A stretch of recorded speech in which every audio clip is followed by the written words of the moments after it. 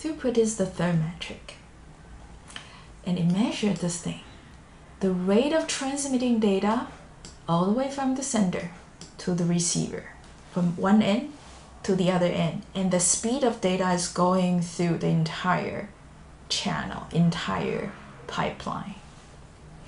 Now, there are two ways of quantifying throughput. One is called the instantaneous throughput, the other average throughput. Now the units are both bits per second. Okay.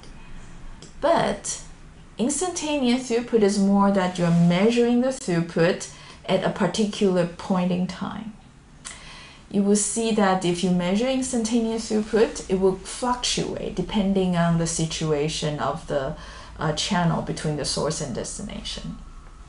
But if you observe over a longer period of time, then you see that the average throughput is more or less stable.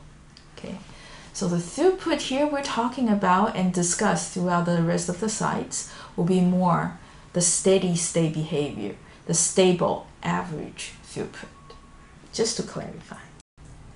Now let me elaborate the example a little bit more. This is the sender, this is the receiver.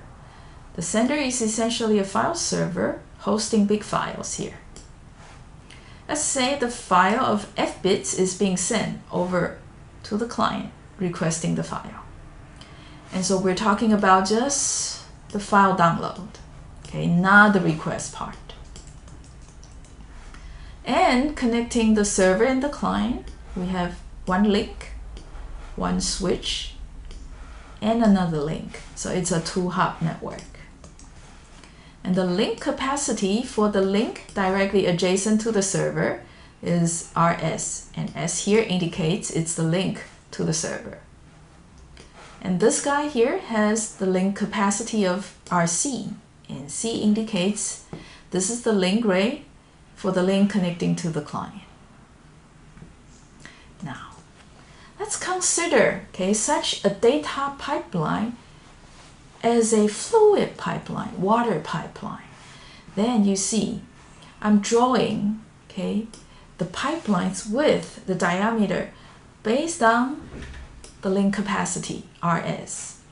So RC here, let's assume it's larger, then you see a bigger pipe versus RS, smaller pipe. And you can also think about the server here being a what? Okay, a water tank, dumping fluid into the entire pipeline here.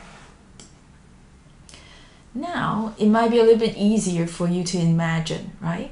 What is going to be the pipeline's throughput if you consider how the fluids will be arriving at the receiver effectively? Would it be RC or RS? Well, it's probably not that hard, isn't it? Because the intuition tells you that, hey, this guy here, RS being smaller, will limit the amount of fluid that can travel through. Okay, even though RC is bigger, yeah, the amount of water that will go through here effectively to the receiver is still RS. If it's the other way around, RS being larger than RC, yeah, there could be a lot more water coming in, okay, overall carrying RS throughput, but this guy here being thinner is going to limit the rate of the fluids travel through. So in the end, at the receiver, okay, RC is going to be the throughput. And this guy here and this guy here, the link on the end-to-end path with the smallest bandwidth is going to constrain the eventual throughput.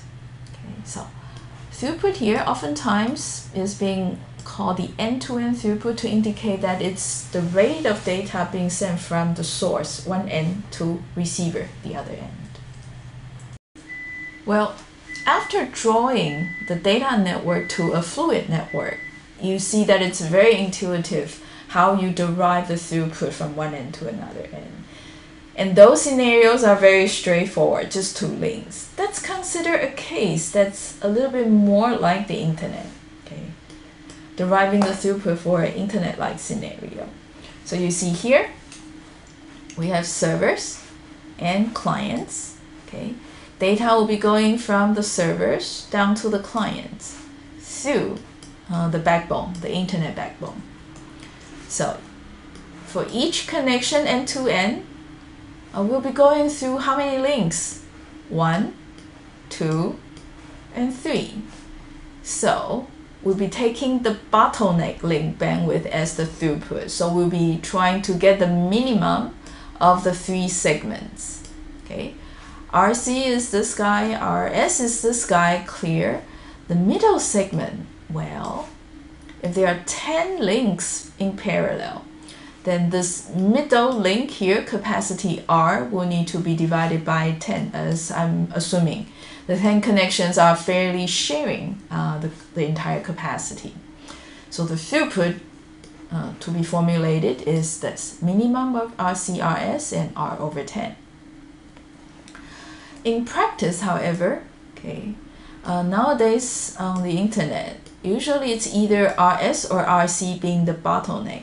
You see, this is an end system, this is an end system. We subscribe access to the internet through some ISP. So this, usually the rate is low. Just like this, the application service provider, they are also subscribing to their ISP. This is also low. As opposed to the big R here in the middle of the internet, in the backbone, those are usually large. It's just that nowadays, there are a lot more connections sharing the big R. Okay, most of the time, RC, RS are the bottlenecks. But occasionally, you might also see, when network is really congested, R is not quite enough to allow all the connections demanding services.